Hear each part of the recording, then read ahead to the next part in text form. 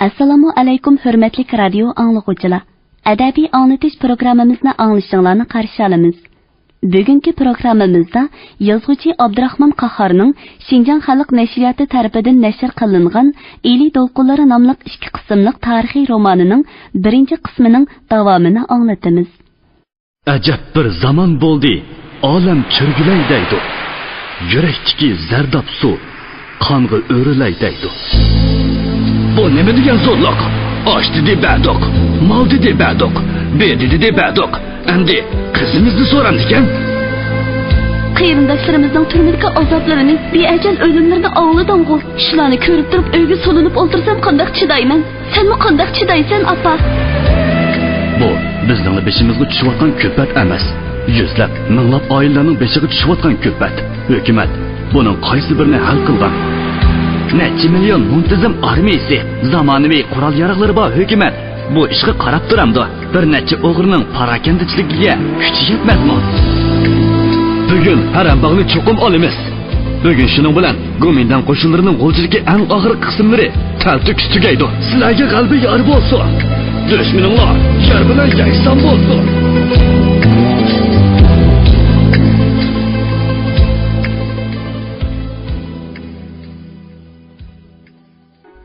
Kevirning kichik uyida bir parcha tikilib ketgan kigiz, bir yo'tqaz, bir qum qozon, bir qum cho'gin bo'lib, mo'ri o'choqda kul bosgan bir ho'lgutek turardi. Mo'ri beshida qora chiroq nimjon osmonning ko'zidek pildirlab yonardi. Anvar so'zini davomlashtirdi. Kunlar mana shundoq eg'ir o'tmoqda. Qaranglar, Kevirkamning uyini. Mushimi uy bo'ldimi? Turmush bo'ldimi? Kambag'allar tinim topmay amgak qilyotidi. Uning royitini kim ko'ryotidi? Biz nimishqa kambag'allikdan bosh ko'tarmaymiz. Nima bo'lsa, taqdir deydi. Taqdirga tanba deydi. Bu qandoq taqdir? Amgak qilgan odam uning huzur halovatini ko'rmasa, amgak qilmaganlar tayyorga hayyor bo'lsa, uning ustiga yana bolon-talon qilsa, bu qandoq taqdir? Bir odam nohaqdan nohaq bo'zaq qilinsa, urilsa, o'ldirilsa, yana biri zo'rlik qilsa, birovning ajriga changal solsa, xuddi heliqa harbiy amaldorga o'xshash Jamoliddinning o'kizini ochiq oshkora tortib olsa, hatto qotillik qilsa, bu hukumat qotilni qo'llasa, mukofotlasa, buning qarab turishga bo'lamdi. Buning zodi so'rig'i yo'qmi? Anvar 1 minutdek jim turib qoldi. Hammasi uning og'ziga qarab, so'zlarining do'lqinida tavrinib turishadi. U o'zining savoliga javob berdi. Yo'q, so'rig'i bor. So'rig'i bo'ladi. Xalq qo'zg'ilib, zulmga qarshi turdi. Haddi hisobsiz nurg'un alvon yasoq, chekidan oshgan zo'rliq, zulm xalqni qo'zg'ilishga majbur qiladi. Jamoliddin nemishqa harbiy amaldorning hayvisidan, uning topanchasidan qo'rqmadi. Zulm, zo'rliq, kamsitish uni jondan to'ydirdi. Qarshilik qilishga majbur qildi. Qarshilik ko'payaversa, nima bo'ladi? Birlashgan qudratli kuch bo'ladi. Mana bu so'rig'i bo'lganligi. Chunki bunday kuchning oldida Gomindan aksiyatchi hukumatı putirab tura olmaydi. Cho'nqur xiyol bilan o'ltirganlar ham hayajon bilan qiziqib, ham qo'rqib cho'chib Anvarning og'ziga qarashdi. Kevirning qo'lidagi tamakisi quruq kuyib, kuli yonpeshiga tushdi. G'oyibning ko'zi o'zi to'ymagan holda yo'g'on echilgan. Jamoliddinning og'zi yumilmay qolgan. Nodamning xushalliq va hayajondan ko'z janoqlarida munchoqdek yosh yaltirgan. Chiroq qop-qora is chiqarib tutab yonmoqda. Is va tarpurqi bilan to'lgan uy havosi hozirla portlab ketadigan lavdek qisilmoqda va chinqilmoqda edi. Uy ichida ajoyib jo'shqin kayfiyat, umid va andisha oralashgan hayajon tantana qilmoqda edi. Anvar apandi qo'ynidan Ahtambayning xotinining sovg'isini elib, titilib ketgan kigiz ustiga tashladi. Ko'rdinglarmi? Mana bu Ahtambayning meni sizlarga qarshi qo'yish uchun bergan parisi. U meni uyga ko'chirib olib olmoqchi, bola qilmoqchi. Kambag'allarning o'qishiga, hatto nodamning chet elga chiqib o'qishiga yordam qilmoqchi bo'ldi. Nimishqa shunday qiladi? U hiylagar. Qabildan so'qiyotgan bo'ronning shapsini sizib, o'zini insofliq, ma'rifatchi qilib ko'rsatmoqchi. Uning bilan birinchidan odamlarni o'ziga teqimi qattiq bog'lab, boyligini ko'paytmoqchi. Yana bir jihatdan bizning birlashayotganligimizni sezib, bizni parchalamoqchi. Bir-birimizga qarshi qo'ymoqchi. Bir-birimizning qo'li bilan yana birimizni bo'g'moqchi. Kambag'allarga shuncha g'amxo'rlik qilg'usi kelgan bo'lsa, nimishqa Jamoliddinning o'kizini berishga qistaydi. Yana va'da qilgan milni bermaydi. Nimishqa Goyit nodamlarni ozroq haq bilan kecha-kunduz ishiltidi. To'g'ri, Go'mindan hukumatı hozir ularni ancha mansitmaydigan, ko'zga ilmaydigan bo'lib oldi. Shunga uladimi ancha-muncha qarshilik qo'zg'ildan bo'lib qoldi. Bu taraflarni ko'rishimiz kerak. Aksiyatchi hukumat cheriklashganda himoyachilarini mu chakki qoqidi. O'ltirganlar butun vujudi bilan Anvarning so'zini berilib anglamoqda. Vaqtning qanchalik o'tib, nelarga borganligini hech kim o'ylagani yo'q. Ular Anvar apandining yana ko'proq so'zlashishiga taqozo bo'lib o'ltirmoqda edi. Anvar apandi so'zini davom qildi. Ahtamboydek boylarning uyur yilqillari, qo'ri qo'ylari, esil kiyim-kechak, oltin jabduqlari nadin kelgan? O'zlari ishlab topganmi? Ularning bilni egib qo'ymay, qo'lini kayniga tutib yurganligini sizlar bilasizlar-ku. Hammasi kambag'allarning qon tari badiliga kelgan. Aytishlarga qaraganda Ahtamboyning dadisi Rostamboy asli kambag'alkan, ammo nihoyatda hiylagarkan. 4 eg'iz so'zni joylab qila olganligi uchun 105 bo'pti. Shuningdan keyin uni qo'rqitib, buningga siliq yumshoqlik qilib, mol dunyo yig'ibdi. Hiyla ishiltib, aldamchilik qilib, ishlamchilarga oz haq berib, oxir boy otilib ketibdi. Boy bo'lganligidan keyin hiyla mekrni cho'rib o'tib, qattiq qulluqqa, zolimlikqa o'tibdi. Kunlar o'tib, uning dunyosi Ahtamboy qopdi.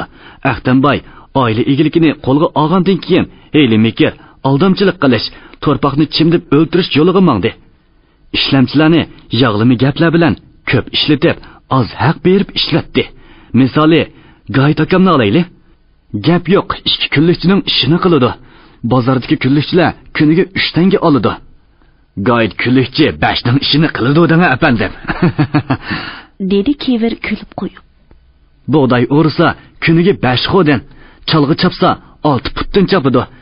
Bedi bog'lasa kuniga 1000 bog'dan o'shiq bog'lab bo'ladi.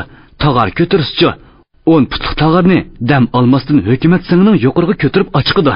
Bo'pti, 2 kunlikchining ishini qiladi deyli. Bu 6 tanga bo'ladi. Bir oyda 180 tanga bo'ladi. Lekin boy oyliqiga 20 tanga bermaydi. Mayli, 20 tanga berdimi deyli. Boyning yanchiqiga qancha tanga tushidi? 160 tanga tushidi. 1 yilda qancha tanga tushidi? 5 yil, 10 yildacha. Buni hisobni qara. Biz hech nimani tushunmaydi ekanmiz. Jamoliddin o'rnidan turib ketdi. Akalgina kivrika bir sho'rib olay. Seg'in serkanmizda, dedi Goyit peshonasidagi tarni surtib. Ularni hurkiratganlar bizdek yalan to'shlaganmiz-ku. Biz ozroq haqqi ishlab, ularning to'gi sanduqlaridagi oltin kumushlarini biz tepib berdikanmiz-da. Uydagilar qattiq hayajonlangan, g'azablangan edi. Go'yo yiroqda ko'ringan yo'riqliq borgan seri yiqilib kelmoqda edi. Anvar apandi qo'liga bir kiyimlik raxtni elib po'lonitib so'zladi. Ahtamboy nimishqa meni o'ziga tortdi, bilamsizlar? Albatta tushunishlik apandim. Dedi Kevir beshini langshitib. Bizning beshimizni tutib berishingizni tilaydi. Siz tutib bersangiz, u sog'idi. Shu, xato gap qilib qo'ydimmi ya? To'g'ri, mashunda qilmoqchi. Goyit o'rnidan turdi va oppoq lo'ngini qo'liga elib, bizning qo'limiz qop-qora bo'lgani bilan mana mundaq pokiz raqlarni topa oladi. Boyning so'g'isini putimga paytimi qilib sistib bitay, dedi. Ko'pchilik qoqoqlab kulib ketishdi. Akagina mau so'punni, bosh ko'zimni rosa bir yuyay, dedi Kevirmo qo'l so'zib. "Ma Jamoliddin, buni raqni ol", dedi Goyit Jamoliddinga raqni tashlab. "To'yinga kerak bo'ladi. Qiynatanga tez vasqiga yarab qola ish bo'lmasa." "Ma aka, ich, ammo paytini tepib ishchimi?" Anvar pulni Kevirga cho'rdi. "Endi tushunish bo'lyotdi apandim. Hukumatni og'dirmoqcha, uning zulmidan, zolimligidan, bo'lanchiligidan qutulg'il bo'lmaydi", dedi Kevir qizib ketgan olqonlarni bir-biriga surkab. "Naq shundaq, bo'ynimizga tushgan sirtmoqni uzmaguncha hargiz erkin nafas ololmaymiz. Qaysi kun aytilgan cho'chak esinglarda bormi? Tog'da bo'rining dastidan qo'ymi, eshakmi, o'shkimi, to'qimi erkin ozoda yurolmaydi ekan. Oxir ular birlashib bo'riga hujum qilish niyatiga keldi. Biri tepib, biri usib, biri cho'qib, bo'rini qo'polmas qilib qo'yibdi. Shuningdan keyinlar ular erkin yuralaydigan bo'pti. Xalqning mushundaq cho'chaklarni chiqarishidagi maqsad muddo nima? O'ylab baqdinglarmi? Toza chonqur o'ylab beqinglar cho'qani. Ular Anvar apandining so'zini berilib tanishdi. Ularning ko'z oldida chegishlanib turgan tugishlar yeshilayotganligi uchun Anvarga nisbatan chin ko'nglidan rozimanlik va hurmat tuyg'usi urg'ib bormoqda edi. Ha, bu sirtmoqmi? O'zila. Bundaqmi ketiy emas? Dedi G'oyib xiyoldan beshini ko'tarib. Anvar qattiqroq ovoz bilan dedi. Chuqum uziladi. Nodam umidli ko'zlari bilan uning jiddiy tus olgan chiroyiga tikildi. 6-bob. U kundikiga o'xshash ish kiyimlarini kiyib saharda ishga mo'ndi. Yer jahon yo'rib ketgan bilan quyosh texi chiqmagan. Tunugun qorong'u tushguncha ko'chalardan ko'tarilgan chang to'zonlar kechichi besiqib havo suzilib ketgan. Shahar varang-churonglari texi boshlanmagan bo'lib, shahar ichi tinch edi. U yorishimliq burut qo'ygan va har qitim saqilini olganda burutini qirqib turadi. Uning ish kiyimlari boshqa ishchilarga o'xshash moylashib, kirlashib ketmaydi.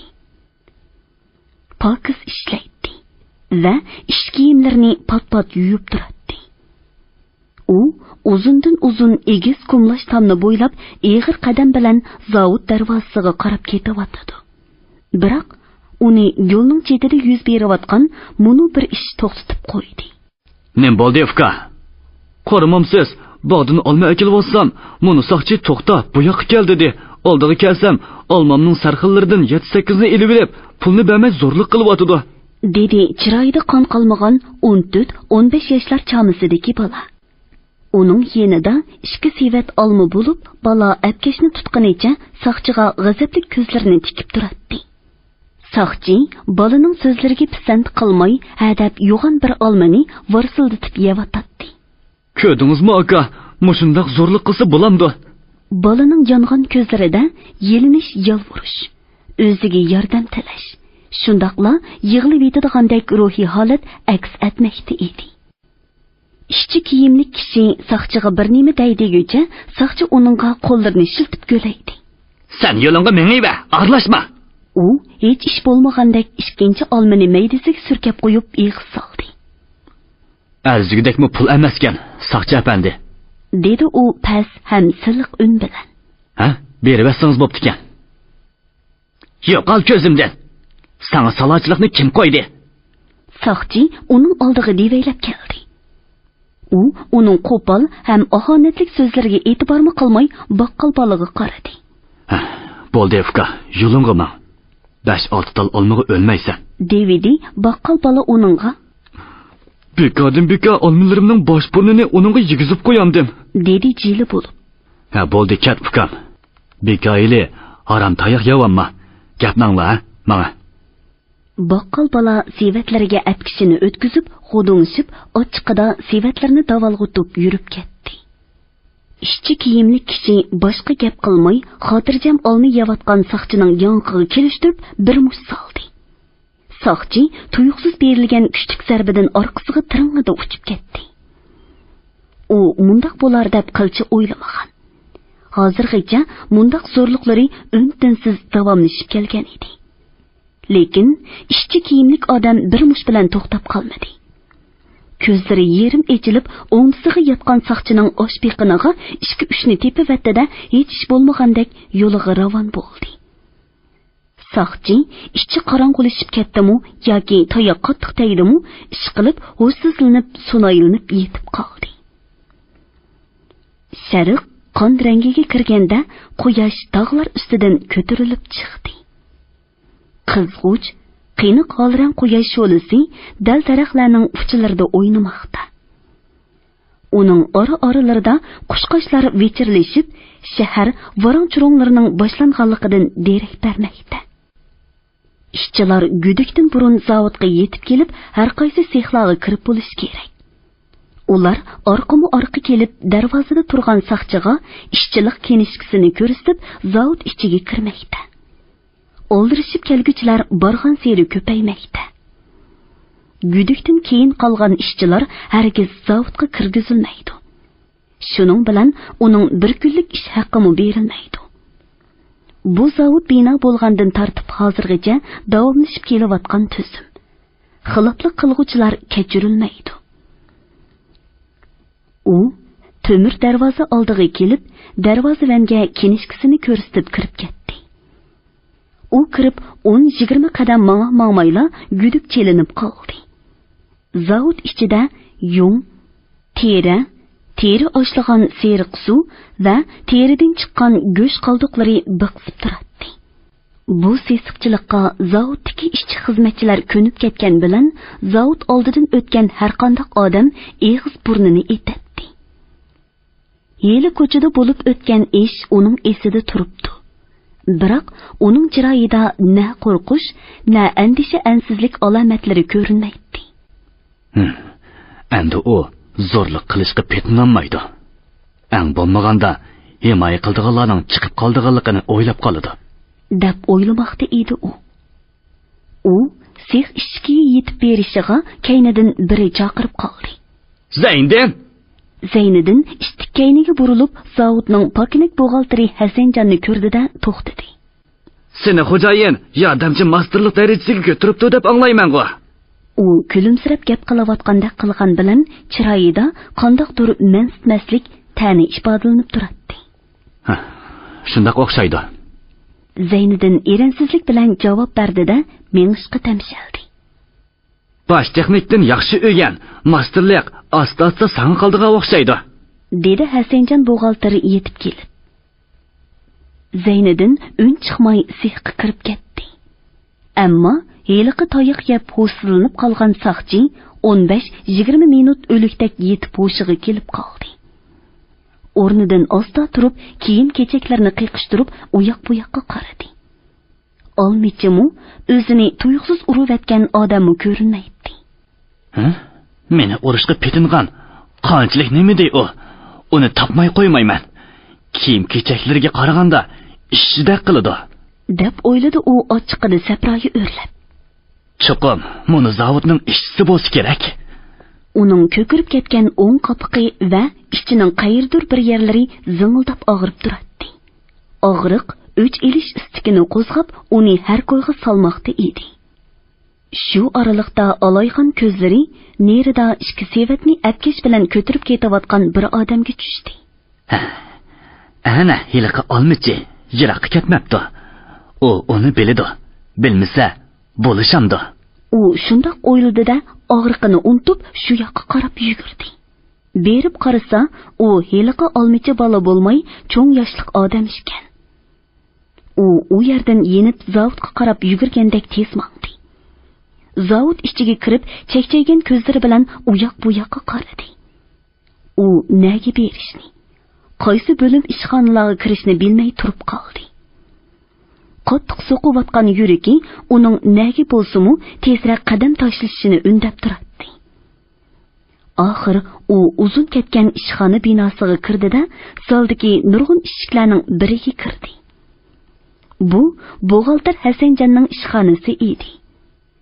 Hasanjon buxgalteri uningga sapsilib qarab, "Xo'sh, saqchi apandi, nima ish bilan kirdingiz? Birsini izlab kirdingizmi qandaq?" deb so'radi. "Shundoq. Bir ishchini izlab kirdim. Sizlarning bir ishchi meni urib qochdi."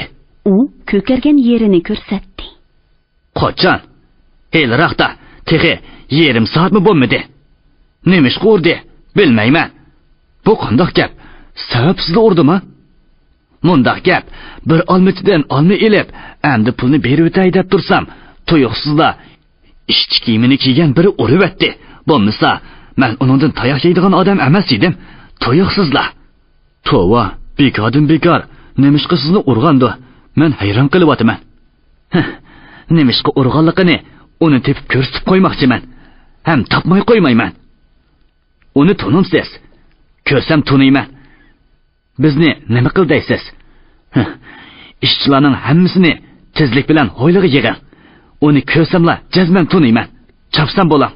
Hasanjon buxgalter ochiq kuldi. Men zavod xo'jayini emas. Ham bunda qilg'ilim bo'lmaydi. 1 minut ish to'xtasa, zavodga qanchalik ziyon bo'lganligini bilamsiz. Xo'jayinmi ishni to'xtatmaydi, saqchi apandi. Xapamaysiz. Uning bilan mening ishim yo'q. Hukumatning saqchisiga mush atgan odam sizlarning zavodda uni topmasam, tegishli jazosini beradigan yerga opamsam, hargiz bo'lmaydi. Uqdingizmi? Tezroq bo'ling. Saqchi nihoyatda terkib jili bo'lib ketgan edi. Buxgalterning o'ziga yondashmayotganligidan bir o'rinda tura olmay tipirlaydi. Chalvoqib uyoq bu yoqqa mang'atdi. Derazadan sirtlarga qaraydi. Ochiqi shunchalik tutgan ediki, cheki tomirlari birlik ko'pib ketdi. Va oralab tepib yegan beqinlarini tutib, besib qo'yadi. Ko'kargan qopiqini silaydi. Buxgalterning g'am tortmay o'ltirganligimi uningga alam qilmoqda edi. Siz o'ltirib turing, men xo'jayinga aytib baqay, dedi buxgalter. U xo'jayinning yeniga menmi kiray demoqchi edi, biroq og'zini o'mallab gap qilg'ucha buxgalter chiqib ketdi. Hasanjon xo'jayinning ishga oldiga kelib, adab bilan eshikni yenik chekdi. Xo'jayin ruxsat qilgandan keyin bo'limga kirib keldi. Nima ish? Buxgalter o'ri turgan peti bir saqchining kelganligini, saqchining eg'izidan chiqqan gaplarni to'liq bayon qildi. Ham saqchining alpozining yomonligini, o'zlariga qattiq talab qo'yib turayotganligini qo'shib qo'ydi. Nima? Bekodan bekoga uribdimi? Shundaq, o'zi shundaq deydi. Bekodan urmaganda biroz sababi bordi. Uning ustiga u saqchi tursa, puxrola hozir saqchidan o'lgida qo'rqidi. Sarang odammi saqchiga qo'l ko'tarmaydi. Uningda cho'qim bir sabab bor. Men shundaq o'ylayman, xo'jayin. U olmachidan olma olgan, tayinliq, pulini bermay zo'rlik qilgandi. Shu ishning ustiga u ishchi kep qilib, olmachiga ichi og'rib, saqchini urib qochgan bo'lishi mumkin. Men shundaq o'ylagan, xo'jayin, lekin bu gaplarni uningga aytishga tilim bormadi. Men qo'rqdim degina. Hozir hukumat odamlari pek hadidan ishib ketyapti. Mundaq ishlar ko'payib ketdi. Ozroq bo'lsa-mu haq berish kerak-da. Uning ustiga u bizning ishchimi emasmi, unimi bilmaymiz. Ishchi kiyimi kiyib olsa, bizning zavodning ishchisi bo'lavermaydi-da. Chidamliq bo'ladi deb ishchi kiyimi kiyib yurganlarmi ko'p. Uning xiyolidagi odamni biz nadan tepib bera olamiz? Chiqib ayt. Senmi yaxshi debsan, ishni 1 minut emas, 1 sekundmi to'xtatishga bo'lmaydi. Bizning zavoddan gumon qilsa, tushda ishchilar tomoq qilmaydi. Shu chaqda darvozaning sirtida turib tunib olsin. Texi ishni to'xtatib, o'ylig'i yig'ib bergudakmiz. Elishib qoptimi u? Bu gapni daryoga berib eqitib bersin. Xo'jayin o'rnidan turib ketdi. Hasanjon buxgalter yenib chiqib, saqchiga xo'jayinning gapini ochiq aytdi. Saqchi g'udonshib ichida bir nimalarni deb qaytib chiqdi-da, darvozaning yenida heliqi ishchini tutmoqchi bo'lib turdi.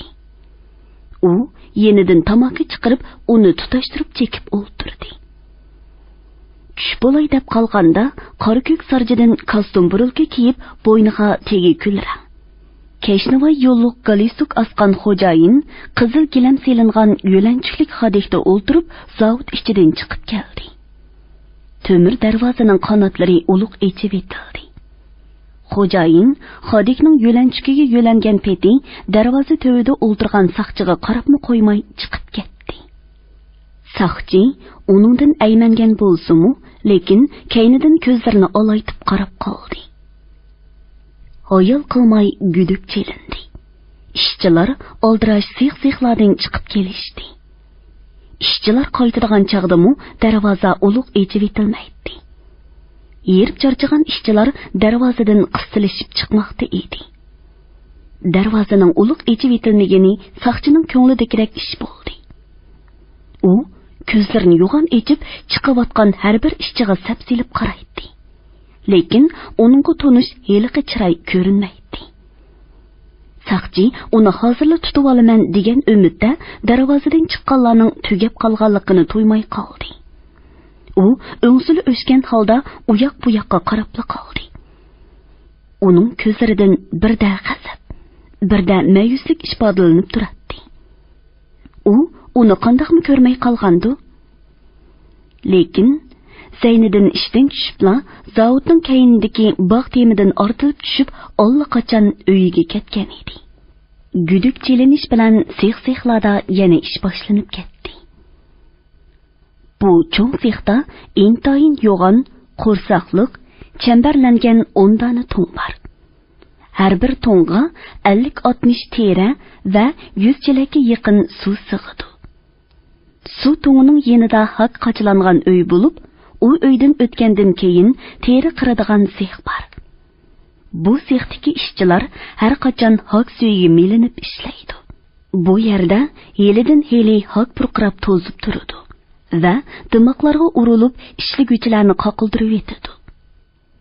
Ishchilar haq to'zib turgan uydan har kuni haq elib to'ng'i to'kidi. Ustiga yumshab ketgan terilarni tashlaydi. Tera haq suyida belgilik vaqt turgandan keyin uni haq suyidan suzib oladi. Mushu ishlarning hammasi qo'l bilan qilinadi. Har kuni mushundaq takrorlanishlar, qo'l o'zgili bo'lmaydigan ishlar ishchilarni mag'duridan ketkizadi, ilikini quritadi. Ularning 2 va 4 qitimliq guduk ovoziga taqassa bo'lishning sabablari mushu. Ammo turmush ximi. Kun o'tkazishning ko'yi ularni kechikmaslikka undab turadi. Umri mushu ishga bog'lanib o'tayotgan odamlarning boshqa iloji yo'q. Bu sexda ishlaydigan har bir ishchi hokni suvga to'kib eritgan vaqtda qo'llari chidig'ili bo'lmaydigan darajada etishib ketadi va nafas yetishmayotgandek demi siqiladi. Ko'zlaridan taram-taram ochiq yosh quyiladi. Teri suzish sexidagi ishchilarning qo'l-putlari hamisham haq suyiga melinib turganlikdan yerilib so'yilgan yerlardan qip-qizil go'shtlari ko'rinib qoladi. Oralab ishchilarning kun ko'rmak nemuncha dastur. Yashag'anga ming to'ydiq-ku. Kichik vaqtimizda o'lib ketgan bo'lsak, bu ig'ir azoblarni tortmas edik degan nollar anglanib qoladi. Ishchilar shuni chunqur tushunib yetgan ediki, yashash degan azoblanish degan gap ekan. Zayniddin teri qirish sexida yashangan ishchilarning yanida turib teri qirishga boshladi. Uning diqqatini zavodga kelganiga 5-6 oy bo'lgan Risht ismli yosh ishchi tortgan edi. U mag'rur, qiyinchilikqa bo'ysunmas yosh edi. Sexdagilar uni sho'x yigit deb ataydi. Uning teni saq, qovul edi.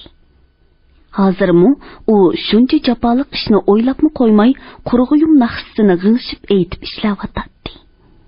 Ishda har qachon boshqalarning oldida turadi.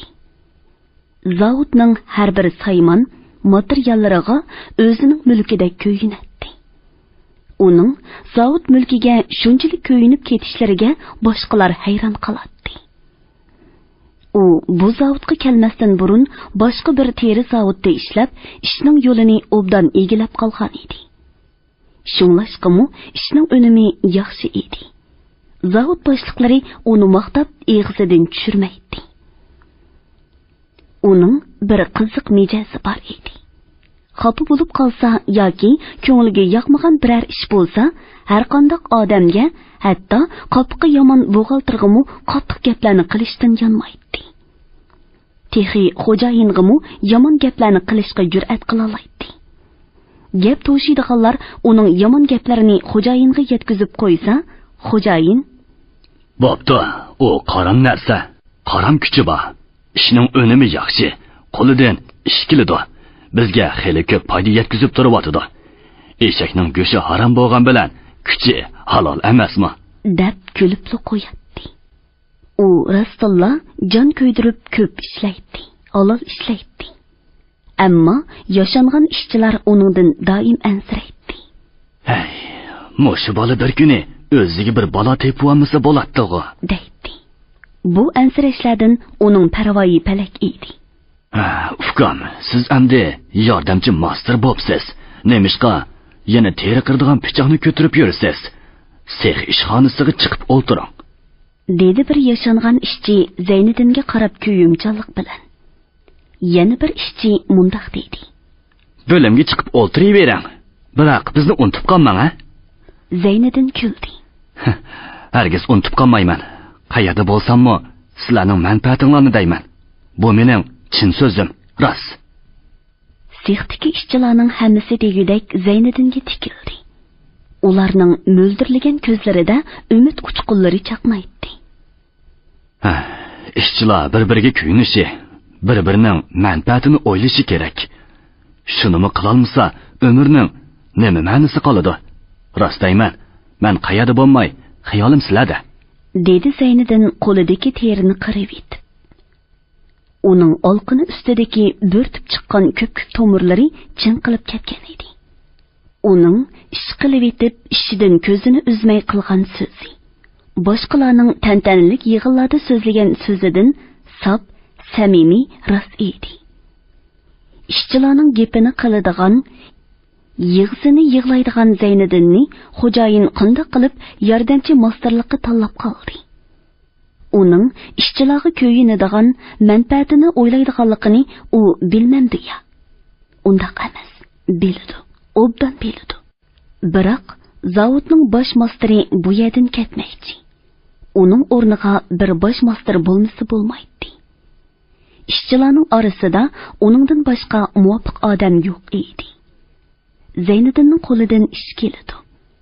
Texnikalik ishlarni uningdek yaxshi biladigan, xom terining zavodga kelib pishqilinib ishlanib chiqish jarayonidagi ishlarni uningdek aniq tushunadigan boshqa odammi yo'q edi. Xo'jayin shunga uni tanlagan. Bir mezgil o'tgandan keyin bosh master qilmoqchi. Bozorda un, go'sht, choy, tuzning narxi yana o'rlab ketdi. Ishchilar orasida g'ulg'uli ko'tarildi. Hey, olgan maoshimiz bir oylik yemak-ichmakka yetmasa, biz qanday qilamiz?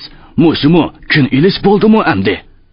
Kiyim-kechaklarimiz bir yoqda turib tursin, qursiqimizni tuzuk boqolmasak, biz qanday ishlaymiz? Ha? Deb beqinglar. Nima degan o'sal turmush bu? Jonga taqilib ishdan g'ulg'ula qarshilik chiqmay qolmaydi. Bundaq noroziliklar sex-sexlarda, ko'chalarda, har qaysi uylarda tug'ilib turadi. Oradan bir necha kun o'tgandan keyin Hasanjon buxgalter sexlarga kirib mundaq dedi. Qarindoshlar, men xo'jayinga aytib, oylik ish haqinglarni o'stirdim. Agar bugun chiqib bozordan yemak-ichmaklarni ilib olmasanglar, ati baho yana o'rlab ketishi mumkin. Bugun tushdagi vaqtni qo'ldan berib qo'ymanglar-jimi? Qo'liga o'tgan oydagiga qaraganda ko'proq pul tekkan Kerimaxonning darhol buxgalterga rozimanligi yondi. Hasanjon ko'ngli yaxshi odamda. U bizning nomimizdan xo'jayinga talab qo'yib, ish haqimizni o'rlitibdi emasmi? Hasanjon buxgalter chiqib ketgandan keyin master Zayniddin ko'pchilikka qarab mundaq dedi. Boshqa mollarning narxi o'rlab, xo'jayinning mollari to'xtab qolgani yo'q. Yana biz ishlab chiqargan mahsulotlarning narxi o'rladi. Shunga xo'jayin maoshimizni bir oz o'rlatdi. Buningga ishchilarning bir necha kundan beri g'ulg'ul qarshiligi sabab bo'ldi. Zayniddinning so'zi ishchilarni cho'nqur o'yga silib qo'ydi. Ularning qo'li ishda bo'lsa-mu, xiyolida hali aytilgan ikki xil so'zning salmiqi uzib yuradi. Maoshning bir oz o'rlaganligi Hasanjon buxgalterning ko'nglining yaxshiligi. Ishchilarga ish og'ritganligimi yoki mol bahosining o'rlab ketib, olgan maoshning qursaqiga yetmayotganligining oqibatimi? Yaxshi unum yoritish uchun hech bo'lmaganda qursoq to'q bo'lishi kerak. Xo'jayin bu taraflarni o'ylamay qolamdi. Balki uning boshqa o'ylaganlarimi bordi. Hay, Zayniddin rost bizni xayoldan chiqamaydi. Uning xizmati ustalda o'tirishga almashgan bo'lsa-mu, yana bizni o'ylab etibdi. Uning qayerda bo'lsam-mu, sizlarning manfaatinglarni o'ylayman degini chin so'z ekan-juma. O'zaro pichirlashlardan keyin sex ishchi birdilla jimib ketdi. Faqat qo'llardagi pichoqlarning teriga surkilayotganligi anglanib turadi. Echib etilgan derazalardan shamol shivirlab kirib, tarligan va charchagan odamlarga bir oz orom bergan bo'lsa-mu, ko'ngillar g'ash edi. Mushu tuman g'ashliklar ko'tarilib ketadigan kunmi bo'larmi? O'y xiyollarning tuguni mushu edi. Kechda ishdan qaytgan ishchilar temir darvozaga chaplab qo'yilgan muni e'lonni ko'rib to'xtab qolishdi-da, e'longa qiziqib qarashdi. Zavodda qanday o'zgarish bo'lsa, doim qilin oq qog'ozga yozilib, mushu yerga chaplanadi. Hay, o'llikrek o'qig'ina, deb varqirdi biri. E'lon mundaq yozilgan edi. Ishchi qarindoshlar, zavodimiz yaqindan buyon tijoratda ziyon tortib qoldi. Mahsulotlarimiz setilmay, narxi tuvallab ketyapti. Moshunda kasatchilik paytida zavodni taqab qo'ymaslik uchun mahsulotlarning narxini tuvaltish zarur bo'lyapti. Shundoq bo'lsa-mu, ishchilarning turmushdagi jiddiy ehtiyojini nazarga olib, ish haqini tuvallatmay, ish kunini 2 soat ko'paytdik. Agar buningga norozi bo'lganlar bo'lsa, hisobotni uzib, boshqa ish tepib olsa bo'ladi. Nima? G'alati gap-ku bu. Mening bilishimcha, yaqinda setilgan bir turkum mahsulotdan ilingan foyda burungi foydalardan xeli yuqori bo'lgan edi. Bu e'londa ziyon tortdik debdan. Tova. Master Zayniddin yoqisini tutib va o'zining o'llik so'zlayotganini to'ymay qoldi. Shuning bilan har xil gaplar, g'ulg'ulalar ko'tarilishga boshladi. Nima gap bu amdi? dedi Kerim Oxun usta Zayniddinni bir chetga tortib. Uning nursiz ko'zlari parqirabla qolgan edi. Nima gap bo'ladi? Kuniga 2 soat ortiq ishlanlar debdi. Ko'rdingizmi? Bizga raqobat qiladigan xo'jayinning hilisi. Ustalik qilib, burun biz bilan tuzgan shartni buzibdi. dedi Zayniddin yenib ketgan ko'zlari bilan nalargadir tikilib. Xap, vijdonsizlar, dedi Kerim Oxun usta titrayotgan lablarini besib turib. Kuniga 10 soat ishlab berib-olsak, shuningga qanoat qilmay, ya'ni 2 soat qo'shibdimi? Hurmatli radio anglag'uvchilar, yozuvchi Abdurahmon Qahharning Xinjiang xalq nashriyoti tarafidan nashr qilingan Eli to'lqinlari nomli 2 qismli tarixiy romanining 1-qismini bugun mush yergacha anglatdik. Davomini ertadagi programmamizda anglaqaysizlar. Bo'lmaydi. Nemanda g'araz uqmaydigan nemisan? Jarimani to'lamasa, turmada yotsan. O'kizingnimi ep ketaman.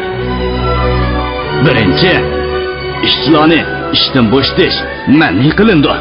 Ikkinchi, ish vaqti uzartilmaydi. Ish haqqi belgilangan vaqtda berilib turdi. Ay, o'lmaydigan qeri, sen hukumatning bosh qonuniga xilof qilgudek bo'ldingmi? Meni ko'maydi degan meting ya. Aldamchi, hozir jarimani to'la.